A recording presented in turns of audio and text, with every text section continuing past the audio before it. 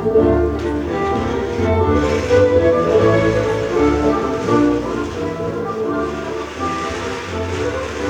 Lisette, vois-tu l'obstination de ma mère? Par ma foi, voilà une bien méchante femme. Et je vous avoue que j'aurai un plaisir extrême à lui jouer quelques tours. J'aime Valère. Il m'aime. Il m'a paru un si honnête homme. Mais ma mère refusera cette demande en mariage. Et puis, que veux-tu que je fasse contre l'autorité d'une mère? Allons, allons, il ne faut pas se laisser aller comme un oison. Il faut d'abord retarder le mariage en contrefaisant la malade.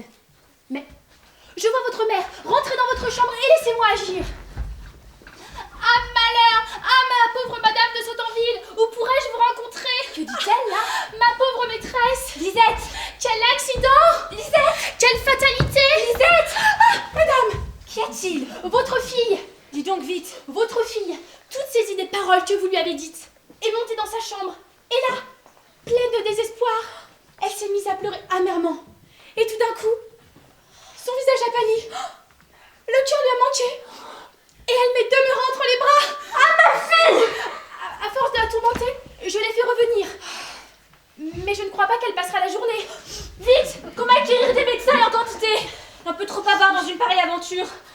Ah, ma fille, ma pauvre fille! Eh bien, Lisette, quel conseil me donnes-tu? Pourrais-je obtenir la main de Lucille?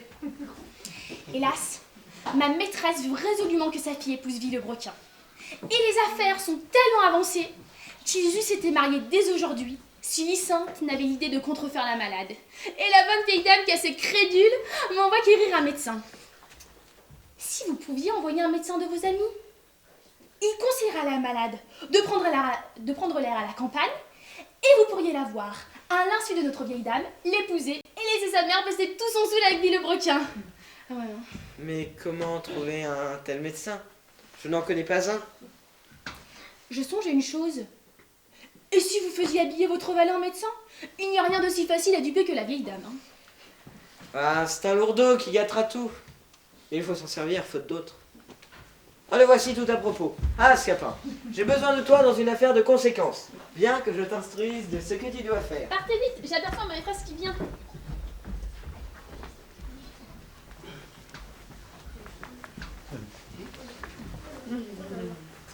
Eh bien, mesdames, nous avons suffisamment vu la malade. Et sûrement qu'il y a beaucoup d'impureté en elle. Ma fille est impure? Non, je veux dire qu'il y a beaucoup d'impureté dans son corps. Quantité d'humeur corrompue. Ah, je vous entends. Mais nous allons consulter ensemble. Ah, madame, vous en êtes? De quoi donc connaissez-vous madame? De l'avoir vue l'autre jour chez une amie de madame, votre nièce. Oh, et comment va son cocher? Fort bien, il est mort. Mort?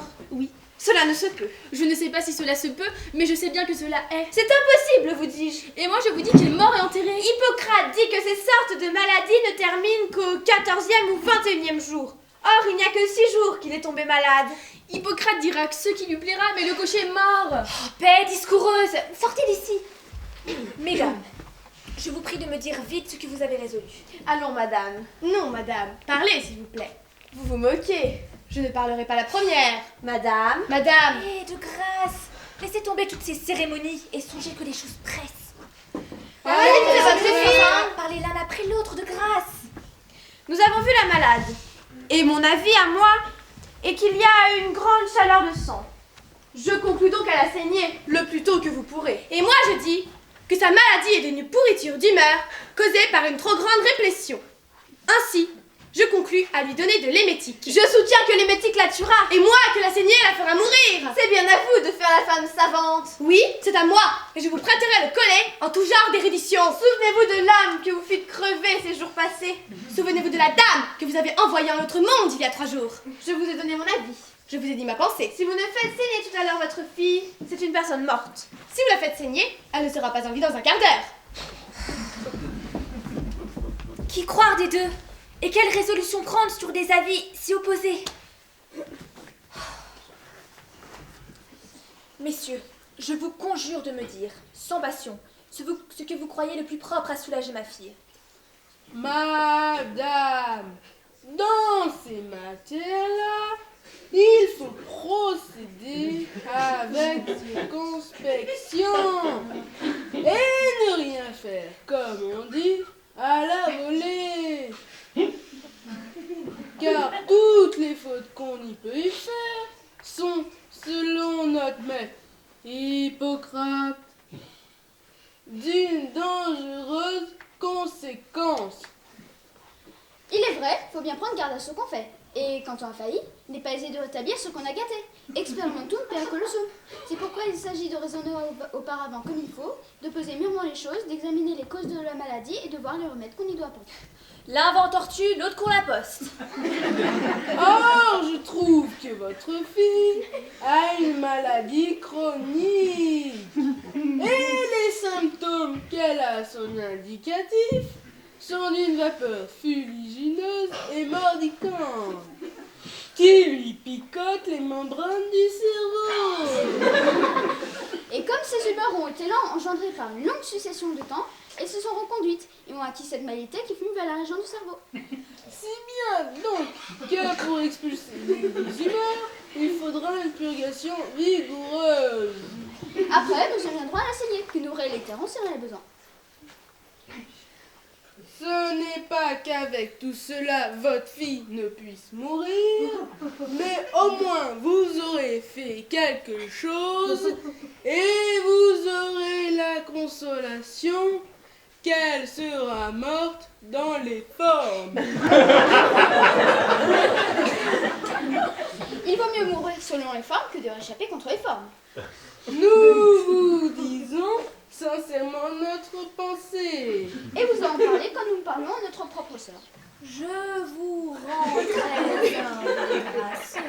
Et vous suis-je infiniment obligée de la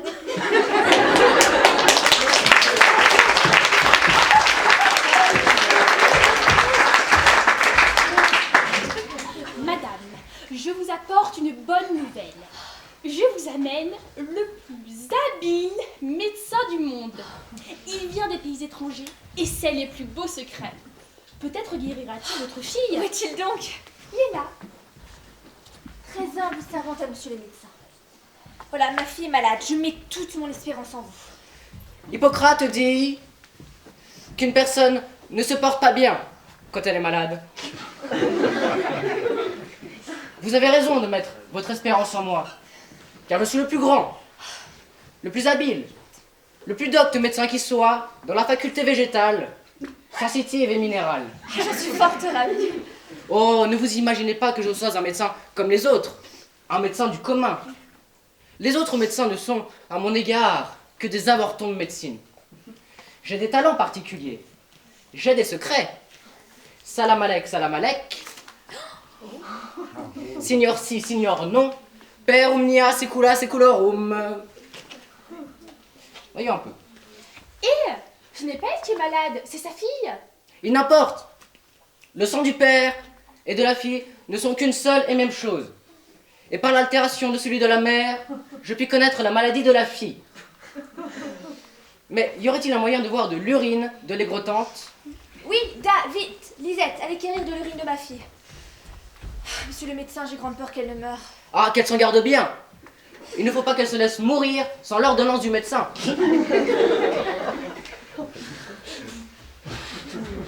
Voyons un peu.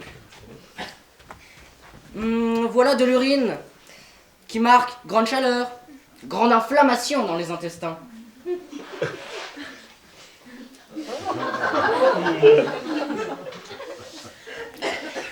Elle n'est pas tant mauvaise pourtant. Monsieur, vous l'avalez? Ne vous étonnez pas de cela. Les médecins d'ordinaire se contentent de la regarder. Mais moi je l'avale, parce qu'avec le goût, je discerne mieux les causes de la maladie. Mais à vrai dire, il y en avait trop peu pour asseoir un bon jugement. Qu'on la fasse encore pisser.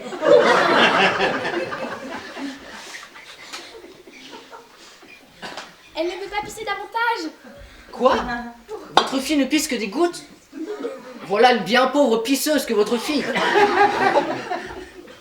Je vois bien qu'il faudra que je lui ordonne une potion pissative. Mais y a-t-il un moyen de voir la malade?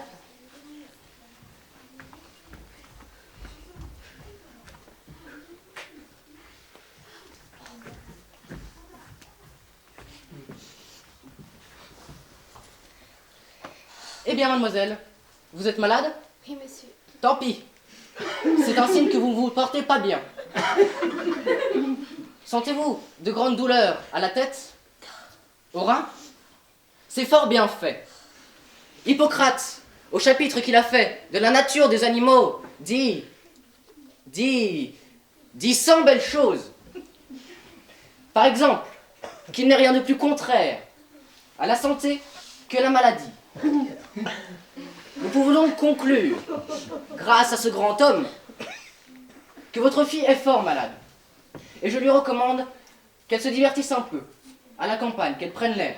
Nous y avons un fort beau jardin de maison. Si vous le trouvez à propos, je l'y ferai loger. Fort bien.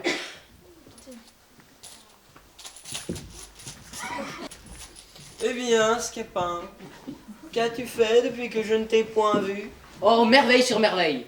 J'ai si bien fait que Madame de Sautanville me prend pour un habile médecin. Je lui ai conseillé de faire prendre l'air à sa fille, laquelle se rend à présent dans la cabane au fond du jardin. Ah, que tu me donnes de joie! Je vais la retrouver de ce pas.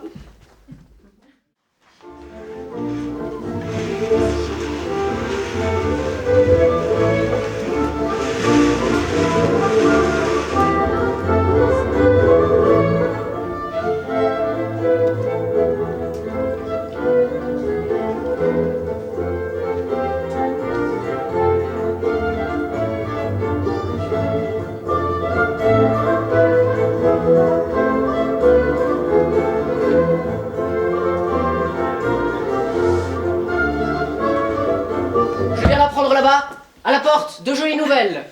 Qu'on se moque ici de mes ordonnances et qu'on a fait refus de prendre le remède que j'avais prescrit. Ce n'est pas moi. Voilà une étrange rébellion d'un malade contre son médecin.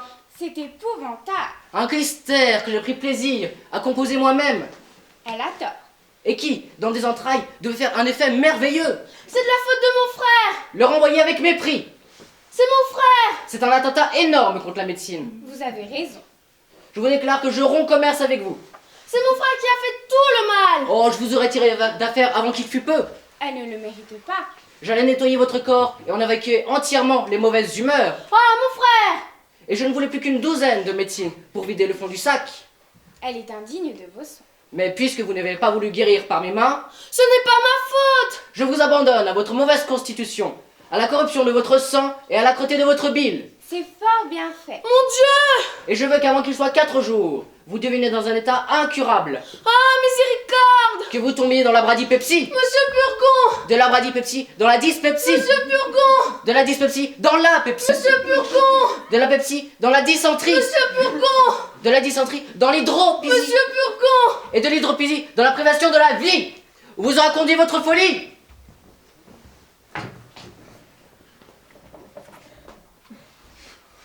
Madame, voilà un médecin qui demande à vous voir. Quel médecin? Un médecin de la médecine. Je te demande qui il est.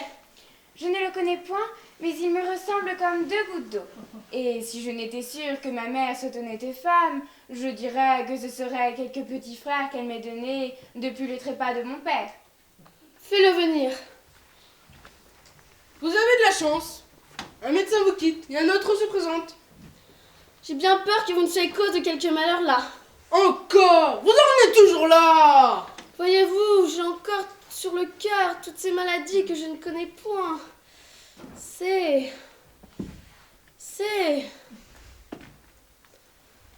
Madame, agréez que je vienne vous rendre visite et vous offrir mes petits services pour toutes les saignées et les purgations dont vous aurez besoin.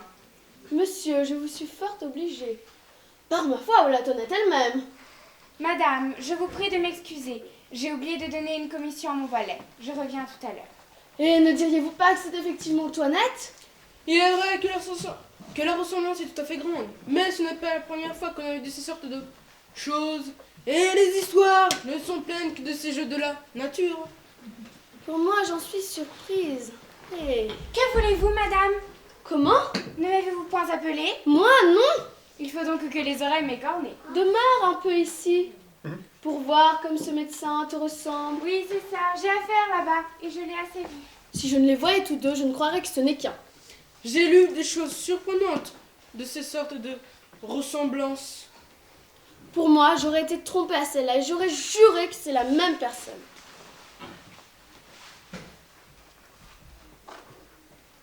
Madame, Je vous demande pardon de tout mon cœur. Cela est admirable. Vous ne trouverez pas mauvais, s'il vous plaît, l'idée que j'ai eue de voir une illustre malade comme vous êtes. Monsieur, je suis votre servante. Je vois que vous me regardez fixement. Quel âge croyez-vous bien que j'ai? Je crois que vous devez avoir 26 ou 27 ans. Ah, j'en ai 90. 90 ans? Oui, vous voyez, un des secrets de mon art de me conserver frais et vigoureux. Par ma foi, voilà un beau jeune vieillard pour 90 ans. Je suis médecin passager, qui vais de province en province pour trouver des malades dignes de m'occuper. Je dédaigne de m'amuser à ce menu fatras de maladies ordinaires, à ces bagatelles de rhumatisme et de fluxion. Je veux des maladies d'importance, de bonnes fièvres continues, de bonnes pleurésies, avec des inflammations de poitrine. C'est là que je triomphe. Et je voudrais, madame, que vous fussiez